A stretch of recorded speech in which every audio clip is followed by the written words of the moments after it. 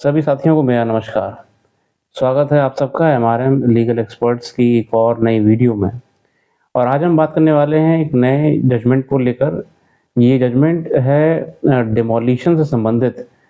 जैसे कि हम सब जानते हैं कि बीते बीते वर्ष सरकार द्वारा बुलडोज़र जस्टिस नाम की नई प्रक्रिया शुरू करी गई है, जिसमें ना कोर्ट ना कचहरी, ना तारीख, ना दलीलें, ना कोई प्रक्रिया, अपने आप ही सरकार तय कर रही है कि किसको समाज में कैसे जीने का अधिकार है। जैसे कि हम जानते हैं मध्य प्रदेश, उत्तर प्रदेश और राजस्थान, विशेषकर मध्य प्रदेश और उत्तर प्रदेश में बीते वर्ष सरकार द्वारा किसी भी व्यक्ति के मात्र अपराधी घोषित हो जाने से उसके मकान, उसके आवास को तोड़ देने की एक बेतुकी और बिल्कुल भी असंवैधानिक प्रक्रिया अपनाई जा रही थी। माननीय सर्वोच्च न्यायालय ने अब इन सब असंवैधानिक और अनैतिक प्रक्रियाओं पर विराम लगा दिया है। आज इनके सारे पहलुओं पर डिस्कस करेंगे आपके साथ, जानेंगे कुछ नई बातें और जजमेंट में ऐसा क्या-क्या लिखा है जो कि हर व्यक्ति को पता होना चाहिए, विशेषकर हमारे अधिवक्ता भाई-बहनों को। तो शुरू करेंगे जजमेंट हम जिसकी बात कर रहे हैं। ये टाइटल है in reply directions in the matter of demolition of structure. Writ petition civil number 295 of 2022 with writ petition criminal number 162 of 2022 and writ petition civil number 328 of 2022। Judgement की शुरुआत होती है एक बहुत ही बढ़िया कोटेशन कहें तो, अपना घर हो अपना आंगन हो, इस ख्वाब में हर कोई जीता है। अपना घर हो अपना आंगन हो, इस ख्वाब में हर कोई जीता है। इंसान के दिल की ये चाहत है कि ये घर का सपना कभी ना छूटे। To have one's home, one's own courtyard, this dream lives in every heart. It's a longing that never fades, to never lose the dream of home। तो आगे बढ़ते हैं। ये मशहूर हिंदी कवि प्रदीप जी के शब्द थे। और एक English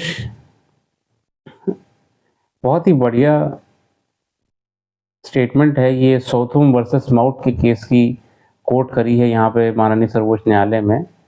the poorest man may in his cottage bid defiance to all the forces of the crown. It may be frail, its roof may shake, the wind may blow through it, the storm may enter, the rain may enter, but the King of England cannot enter, or his force dares not cross the threshold of the ruined tenement. So be it, unless he has justification by law। बहुत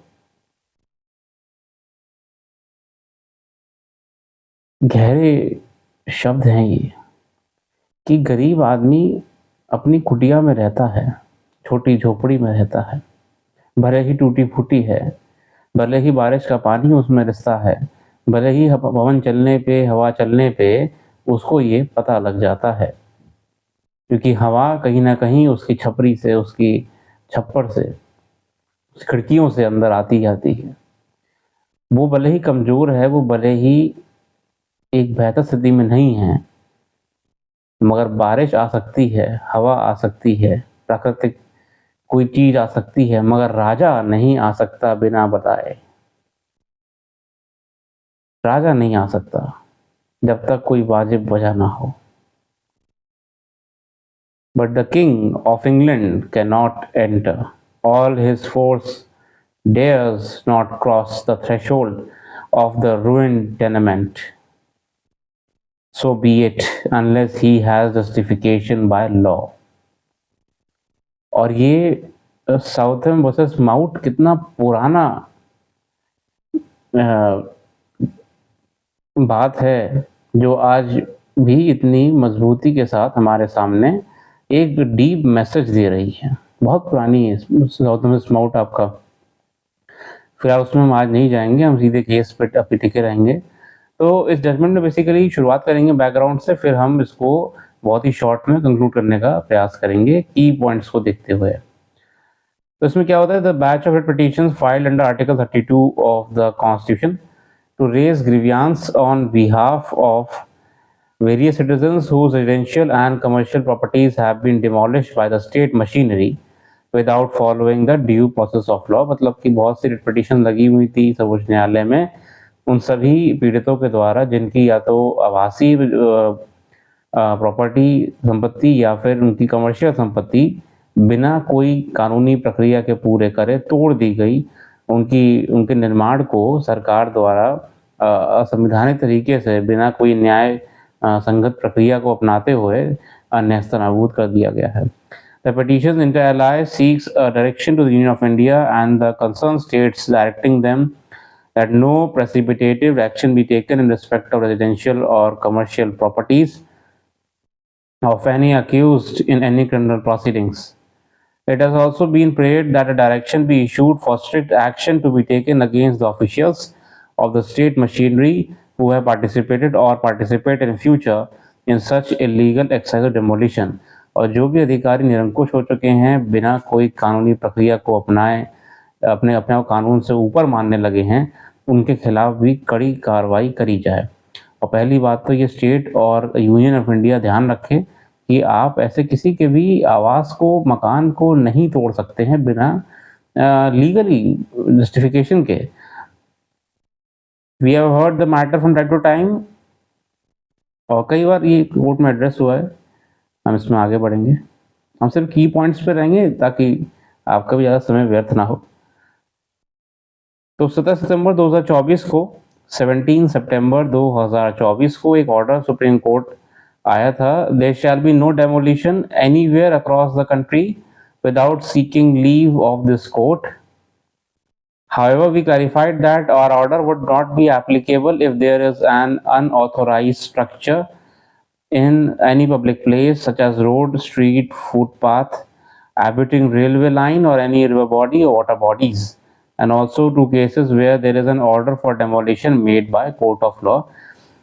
17 सितंबर 2024 को माननीय सर्वोच्च न्यायालय ने ये कहा था कि अब फिलहाल जब तक हम कोई आदेश नहीं पारित करते हैं अगला, किसी प्रकार का डेमोलिशन देश में नहीं करा जाएगा। हाँ, सिर्फ वो करे जा सकते हैं जिनका आदेश या तो माननीय न्यायालय से आया हो, चाहे वो डिस्ट्रिक्ट कोर्ट हो, हाई कोर्ट हो, या फिर वो कंस्ट्रक्शन ही इलीगल हो। Therefore, we heard the matter at length on 1st October।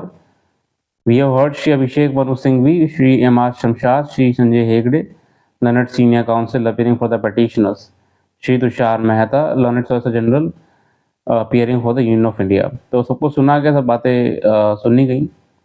मैं आगे बढ़ता हूँ। यहाँ पे जो की प्रिंसिपल्स को एड्रेस करा गया है वो है rule of law, separation of power, natural justice, doctrine of public trust. Doctrine of public trust जो कि बीते कई जजमेंट्स में भी एड्रेस करा गया है, और ड्यू प्रोसेस ऑफ लॉ। ये हमारे जजमेंट जो की टेकअवेज हैं, की टेकअवेज जो जजमेंट के रहते हैं वो हमारे सामने ये हैं। आगे बढ़ते हैं।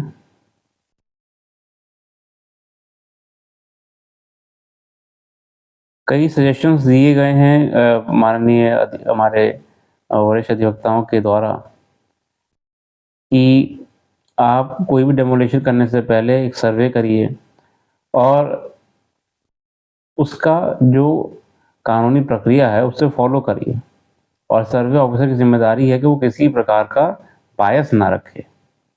बहुत सजेशंस प्रोवाइड कराए गए थे।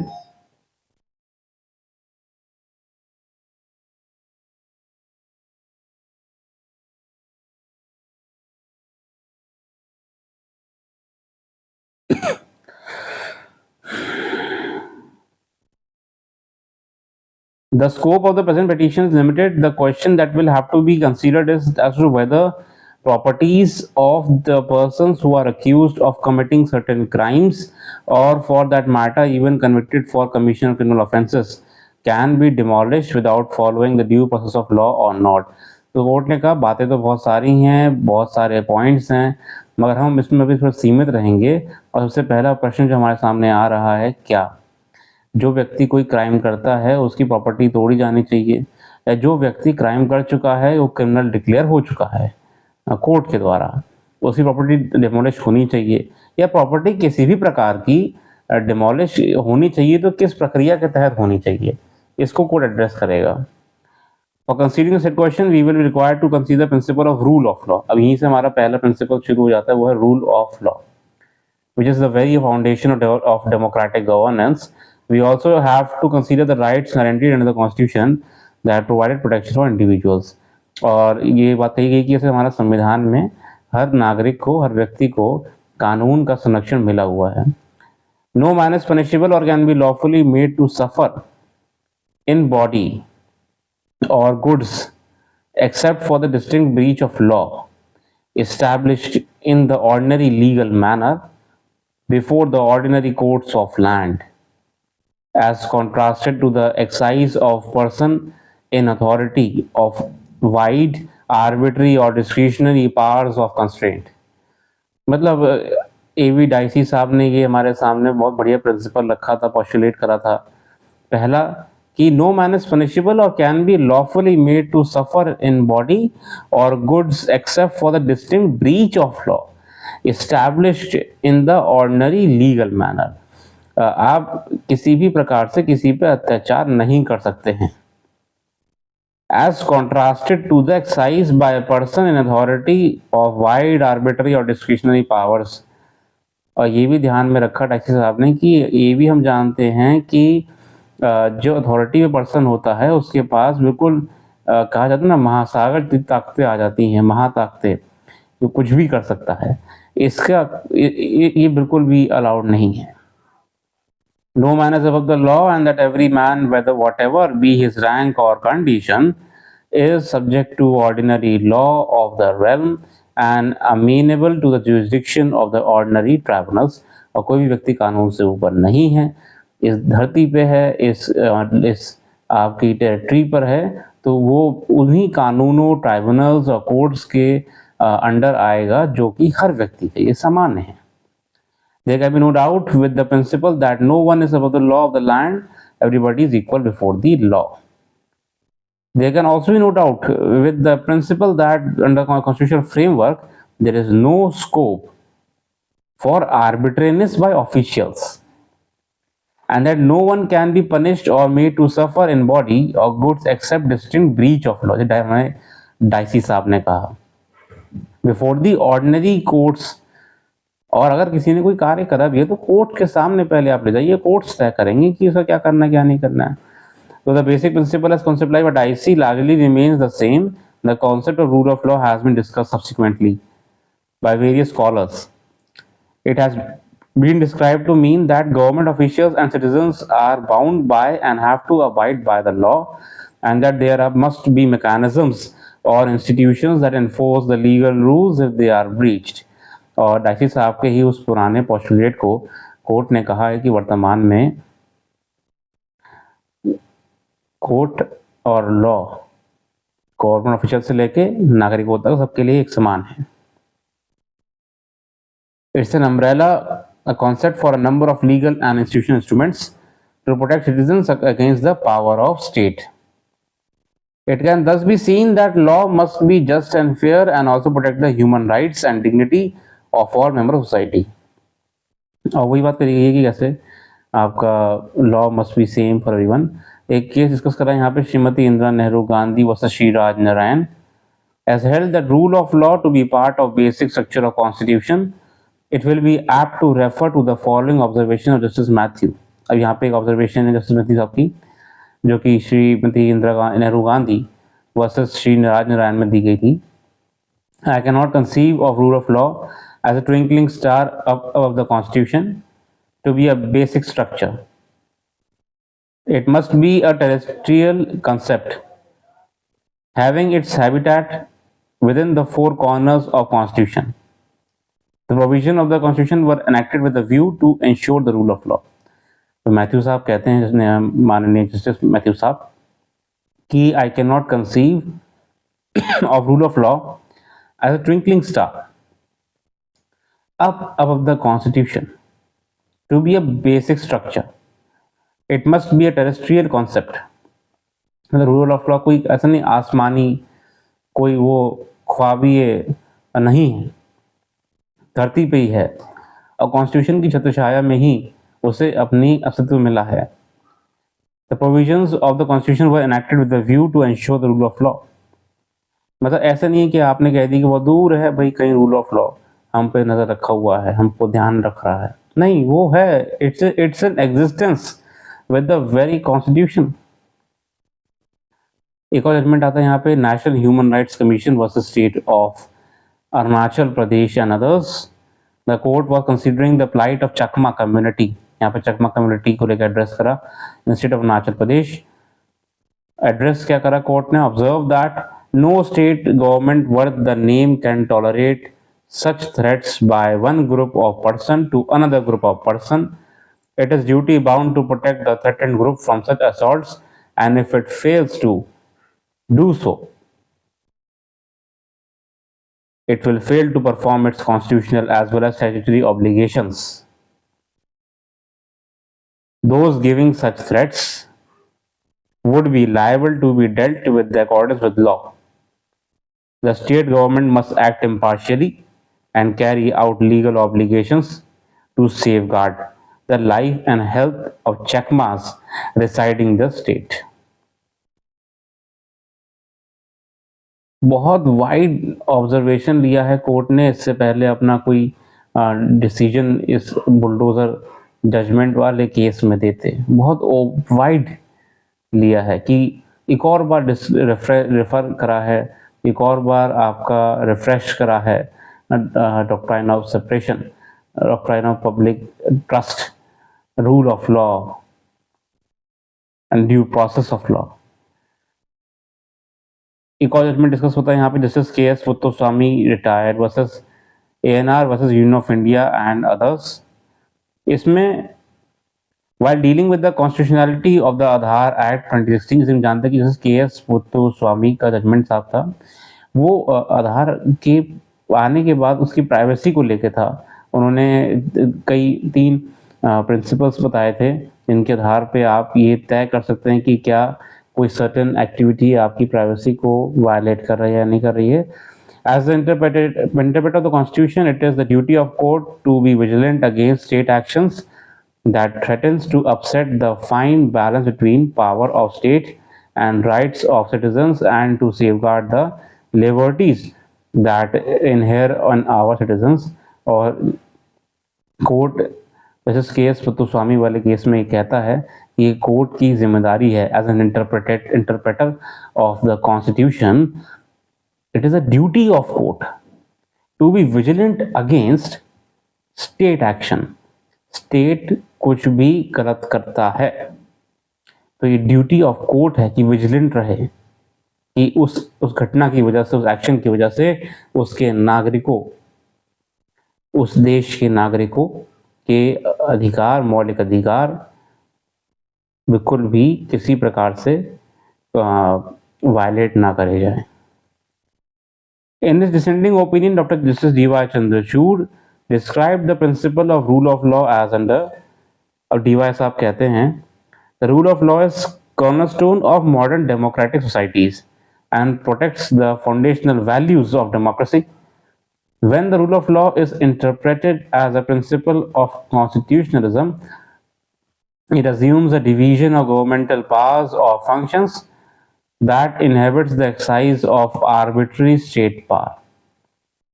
It also assumes the generality of law The individual's protection from arbitrary power consists in the fact that her personal dealings with the state are regulated by general rules binding on private citizens and public officials alike. और D Y साहब भी clear रखते हैं कि देखिए state कोई अपने आप में एग्जिस्टेंस में नहीं है, it is existence due the constitution of India. एक कानून है, एक लॉ है, और जितना लॉ बाइंडिंग है प्राइवेट सिटीजन्स पर उतना ही लॉ बाइंडिंग है पब्लिक ऑफिशियल्स पर। कई एलिमेंट पर डिस्कशन होता है।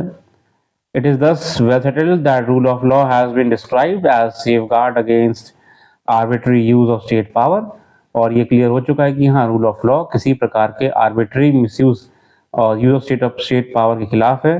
It ensures that action of government and its authorities are governed by established legal principles rather than arbitrary discretions.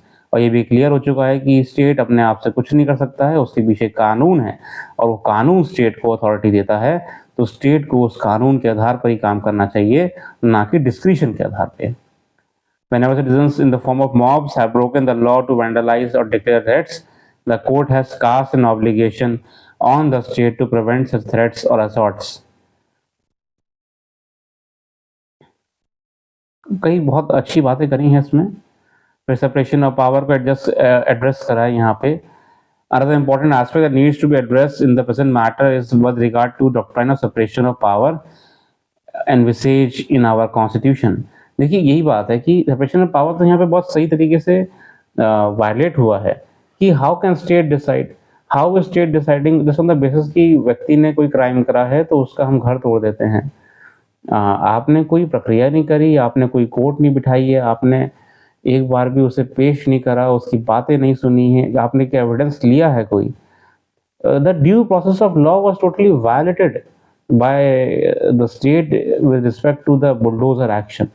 और इसीलिए सुप्रीम कोर्ट ने क्लियर करा कि सेपरेशन ऑफ पावर को हमें ध्यान में रखना चाहिए कुछ भी करने से पहले, कि स्टेट सिर्फ अरेस्ट कर सकती है, अरेस्ट करके उसे कोर्ट में पेश करना चाहिए, फिर कोर्ट तय करे कि व्यक्ति क्रिमिनल है कि नहीं है, और अगर वो क्रिमिनल है भी तो उसके साथ क्या करा जाए, जेल भेजा जाए, उसका घर तोड़ा जाए। घर क्यों तोड़ा जाए, क्या वो इलीगल कंस्ट्रक्शन है?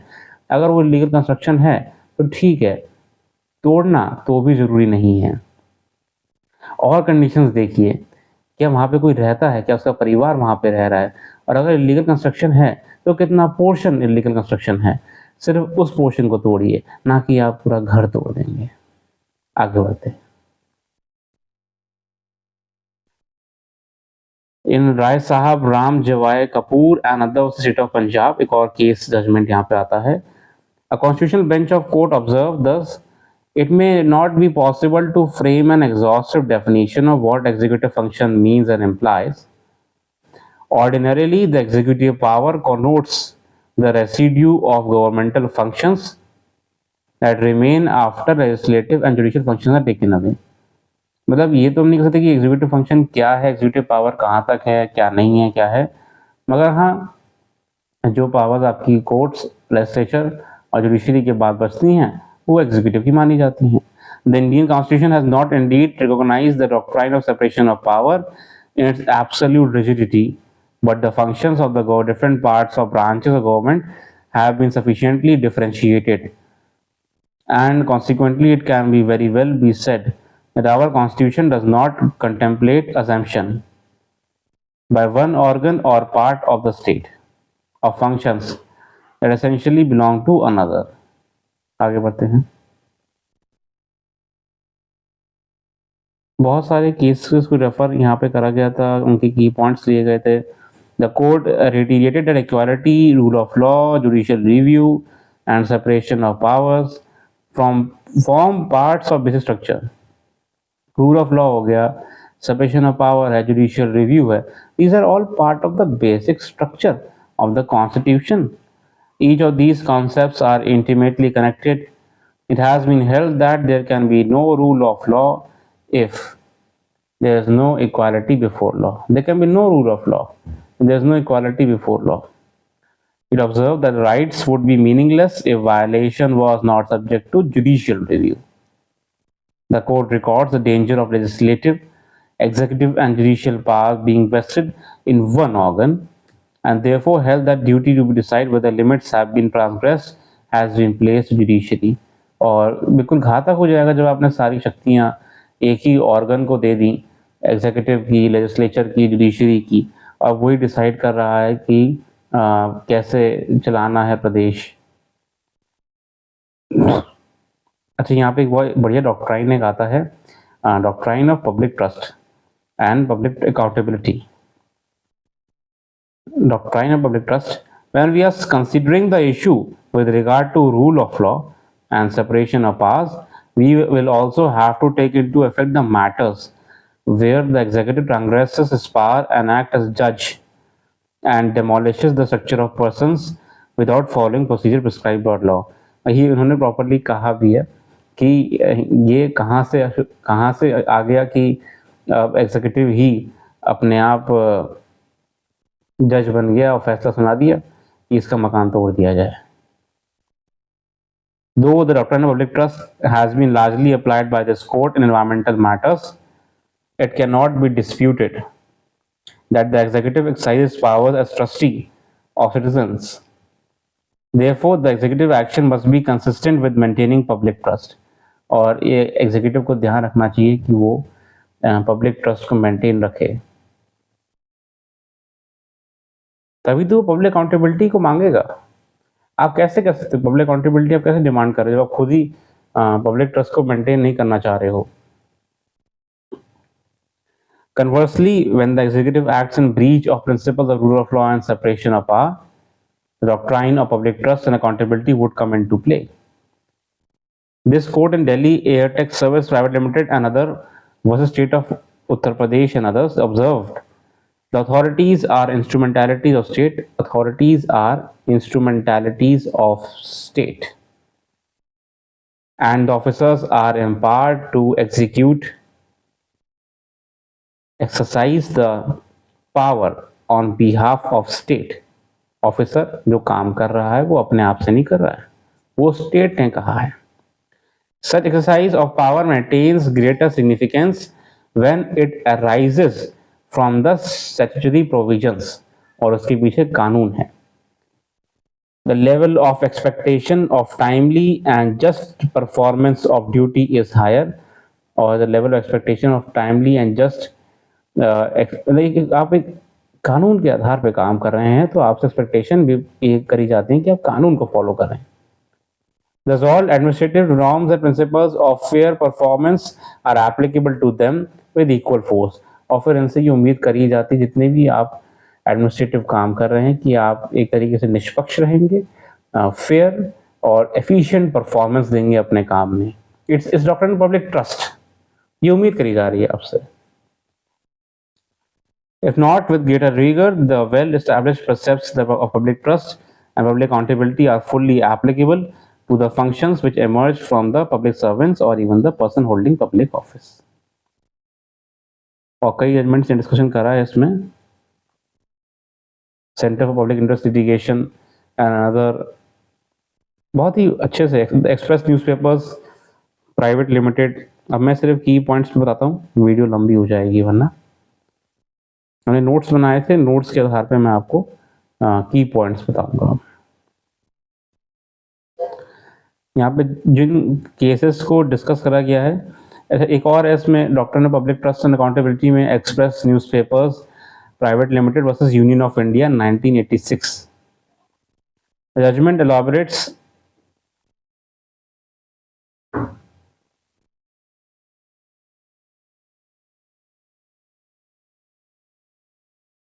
इसमें बेसिकली ये बताया गया था कि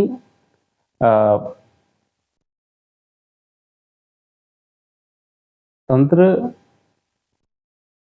गुड फेथ और मैलिस के बीच वाले कंफ्यूजन में जब कोई कंस्टिट्यूशन डिमोलिश करने की बात करता है, कितनी जस्टिफाइड है? क्या सिर्फ इस आधार पे कि जो कंस्टिट्यूशन स्टेट तोड़ रहा है वो एंक्रोच्ड एरिया पर है, उसे तोड़ने की अथॉरिटी देता है? और या फिर इसका एक और पहलू है कि स्टेट अपना कोई दबाव बनाने के लिए किसी पर मैलिस के साथ एक कवर अप करके वो डेमोलिशन करना चाहता है। एक्सप्रेस न्यूज़पेपर वाले में ये एड्रेस करा गया था। Fraud on power voids the order if it is not exercised bona fide for the end design. There is distinction between exercise of power in good faith and misuse in bad faith.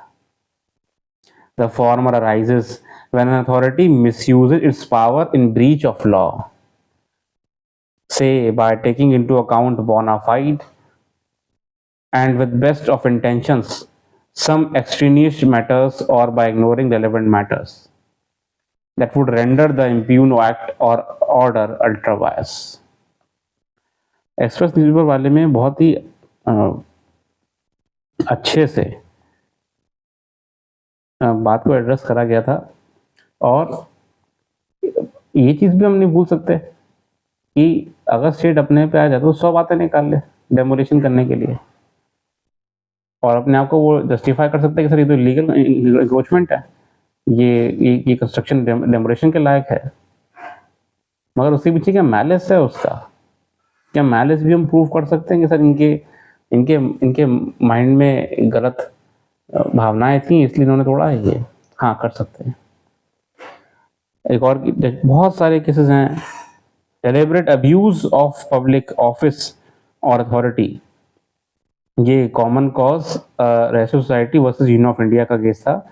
इसमें हैल्सबरी laws of England को एक बात निकाली volume 1 4th edition से, a deliberate abuse of public office or authority, bad faith on the part of public officer or authority will result in civil liability, or authority where the act would constitute a tort, but for the presence of statutory authorization as Parliament intends statutory powers to be exercised in good faith and for the purpose for which they were conferred. आप good faith में काम करिए, कानून को follow करिए, जिस काम के लिए आपको अथॉरिटी दी गई है, इसके अलावा नहीं। Don't settle your scores. There exist an independent टॉट of misfeasance by a public officer or authority which consists in the infliction of loss by the deliberate abuse of statutory powers,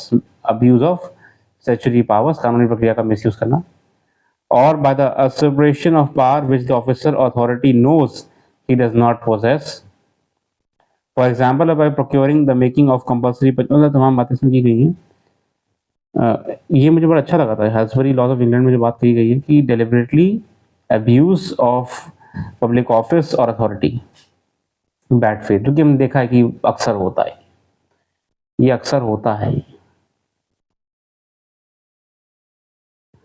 फिर यहाँ पे right of accused under constitution बात करिए। While we consider the issue in this case, we will have to reiterate that even the incarcerated individuals, whether accused under trial or convicts, have certain rights. और court ने ये भी कहा कि चलिए मान लीजिए आपने अपराधी किसी को मान ही लिया है, मगर हम ये कैसे भूल सकते हैं कि इवन जो इनकार्सरेशन में हैं, जेल में हैं, उनके भी अधिकार होते हैं, क्रिमिनल के भी अधिकार होते हैं। They have basic human rights. They have a right of dignity and cannot be subjected to any cruel or inhuman treatment. They have a right of dignity. The punishment awarded to such person has to be in accordance with law. Such punishment cannot be inhuman or cruel. तो आप अगर आप criminal की ही बात कर रहे हैं तो इवन पीपल इन इनकार्सरेशन, ट्रायल में हैं, कन्विक्ट हो चुके हैं, उनके भी बेसिक ह्यूमन राइट्स हैं।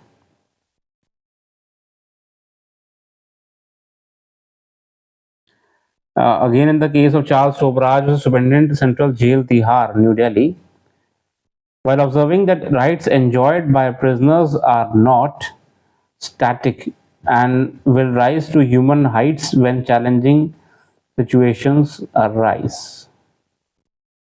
Prisoner retain, कोर्ट ने ऑब्जर्व करा कि prisoner retains all rights enjoyed by a free citizen except those lost necessarily as an incident of confinement, कि अब जिन कारणों से वो कन्फाइनमेंट में है तो उससे कुछ अधिकार चले गए, ऑब्वियसली बात है, एक फ्री ह्यूमन बीइंग के जो होते हैं, मगर इसके अलावा उसको सारे बेसिक ह्यूमन राइट्स का अधिकार है जो एक सामान्य नागरिक को होने चाहिए. Moreover, the rights enjoyed by prisoners under Article 14 and 1921, though limited, are not static and will rise to human heights when challenging situation arise. फिर कई केस में सुनील बत्रा है, Sukanya Shanta president of India है, right to live with dignity extends even to the incarcerated. ये आपका Sukanya Shanta versus union of India वाले case में बताया गया था. जो इवन जेल में उनका भी अधिकार है एक इज्जत के साथ जीने का.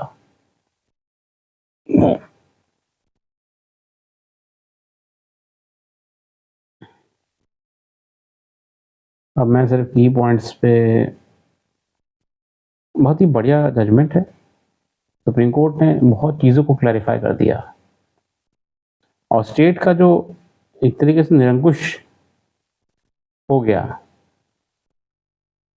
उसे रास्ता दिखा दिया है. कानूनी प्रक्रिया के आधार पर आप करिए, कोई दिक्कत नहीं है. You cannot take the law in your hands.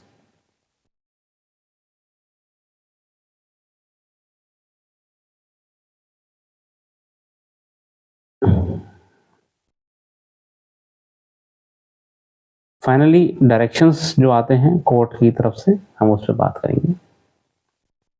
In order to allay the fears in the minds of citizens with regard to arbitrary exercise of power by officers of the state, we find it necessary to issue certain directions in exercise of our power under Article 142 of the Constitution. Article 142 के तहत हम कुछ directions देंगे आपको. We are also of the view that even after order of demolition are passed, the affected party needs to be given some time as to challenge the order of demolition. Court ने कहा कि भले ही आपने सोच लिया कि demolition करना ही करना है, then you should also give him time to challenge the order of demolition before an appropriate forum. भले ही वो पहले आपके सामने पेश हो, जनरली कोर्ट ही तय करता है इसमें.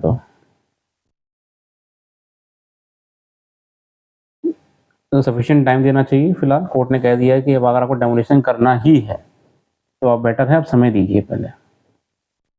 जो भी व्यक्ति है who is a victim here, at the outset we clarify that these directions will not be applicable if there is an unauthorized structure in any public place.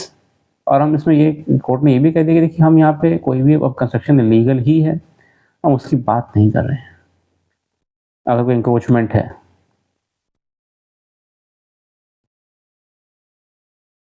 अब notice, no demolition should be carried out without prior show cause notice returnable either in accordance with time provided by local municipal laws or within 15 days of time. और अब आपको notice देना पड़ेगा कोई भी तोड़फोड़ करने से पहले. Notice shall be served upon owner occupier by registered post AD, और रजिस्टर्ड एडी पोस्ट में आपको उसे देना पड़ेगा, नोटिस सर्व करना पड़ेगा. Additionally the notice shall also be affixed conspicuously on other outer portion of the structure in question, और उसको आप चस्पा कर सकते हैं, चिपका सकते हैं. The time 15 days stated herein above shall start from the date of receipt of the said notice. To prevent any allegation of backdating, we direct that as soon as the show cause notice duly served, intimation thereof shall be sent to the office of collector district magistrate of district digitally by email. और एक बार आपने अगर notice serve कर दिया है तो आप एक इसमें एक डिजिटल वे में आप ये डिस्ट्रिक्ट मजिस्ट्रेट को फॉरवर्ड करेंगे, जिसमें ऑटो जनरेटेड रिप्लाई होगा एक्नॉलेजमेंट के रूप में. और the collector shall designate a nodal officer and also assign an email address and communicate the same to all the communicate the same to all the municipal and other authorities in charge of building regulations and demolition.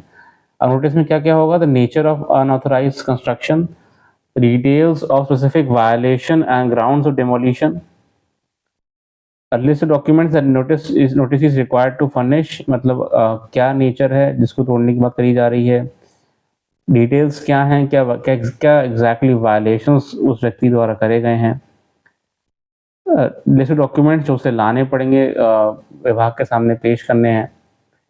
Notice shall also specify the date on which the personal hearing is fixed, और एक तारीख दी जाए कि आप इस फला फला तारीख को हमारे सामने आइए.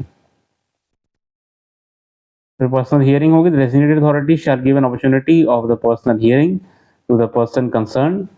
The minute of the hearing shall also be recorded, और एक पर्सनल हियरिंग का मौका दिया जाए. वही देखिए, आप मौका दीजिए, आप इससे पूछिए कि सर ये आपका हमने सर्वे करा था, उसमें ये कंस्ट्रक्शन आपका इलीगल पाया गया है, इसमें आप क्या कुछ कहना चाहते हैं. तो एक बार स्पष्टीकरण जान लीजिए उनका क्या क्या बातें हैं, क्या पॉइंट्स हैं, उसके बाद you can take your action. मगर फिर भी ये कहा गया कि even after personal hearing, even before the final order, upon hearing the designated authority shall pass a final order. The final order shall contain the contentions of the noticee, and if the designated authority disagrees with the same, और final order में आपको एक लिखना पड़ेगा कि आपकी जो भी बातचीत हुई नोटिसी से, मतलब जिसको आप डेमोलिशन करने जा रहे हैं, उसने क्या क्या कहा, क्या क्या बातें आप लोग में सहमति हुई ना हुई, उसके बाद आप फाइनल ऑर्डर जारी कर सकते हैं. As to whether unauthorised construction is compoundable. If it is not so, the reason therefor. और मतलब एक प्रॉपर कोर्ट ने ना एक प्रक्रिया कह दी है कि आप मिनिमम 15 डेज का टाइम देंगे किसी को भी डेमोलिशन करने से पहले, उसे सुनेंगे, और सुनने के बाद फिर एक्शन लेंगे. N opportunity of appellate and judicial scrutiny of final order, और मौका दीजिए आपकी उस फाइनल ऑर्डर को वो जुडिशियली एक बार कोर्ट में जा सके, उसे चैलेंज कर सके, फिर कोर्ट का जो फैसला है उसे आप रिस्पेक्ट करिए. Proceeding of demolition, the proceeding demolition shall also be videographed, और अगर आप तोड़ने के लिए आ ही गए हैं, जो कि कोर्ट से भी आ चुका है ऑर्डर की ठीक है तोड़ दीजिए इसे आप, तो पूरी तोड़ फोड़ का वीडियोग्राफी होगा. Authority shall prepare a demolition report, एक रिपोर्ट तैयार होगी, और the said demolition report should be forwarded to the municipal commissioner by email and shall also be displayed on the digital portal, और ये आपकी म्युनिसिपल कमिश्नर को आपको भेजी जाएगी और डिजिटल पोर्टल पे भी आपकी अपलोड करी जाएगी. और तमाम बातें लिखी हैं इसमें. फिलहाल we must place on record our application for Shri Tushar Mehta, learned SG, who has presented the case in an objective and dispassionate manner in keeping the tradition of his high office. Post the petitions for further orders after 4 weeks. तो ये था हमारा judgement bulldozer justice को लेकर supreme court ने clear कर दिया है. कोई डाउट नहीं रखना है आपको किसी भी प्रकार का. न्याय है, न्याय जीवित है, तो न्याय को अपने हाथ में मत लीजिए, वो संविधान के पास है, और संविधान तय करेगा कि क्या गलत है क्या सही है, ना कि किसी व्यक्ति का डिस्क्रिप्शन. क्योंकि कोर्ट ने ये कहा है, कोर्ट ने अपने 17 सितंबर वाले हियरिंग में भी कहा था कि मतलब पिटीशन में एडवोकेट्स ने कि इसका पॉलिटिकल माइलेज लिया जा रहा है, ये डेमोलिशन करवा के एक पॉलिटिकल माइलेज लिया जा रहा है, एक सीन क्रिएट करा जा रहा है, इसका फ़ायदा मिल रहा है पॉलिटिकल पार्टीज़ को भी. ओवरऑल यहाँ पे हम इसे कंक्लूड करेंगे अब कि डॉक्ट्राइन्स की बात करी है, इलीगल कंपनसेशन करने की, doctrine of malfeasance, doctrine of separation of power, बहुत केस लॉज को एड्रेस करा गया है इसमें. ओवरऑल आज के लिए इतनी रखते हैं, कल फिर आएंगे नई वीडियो के साथ. जुड़े रहने के लिए बहुत धन्यवाद. Have a nice day.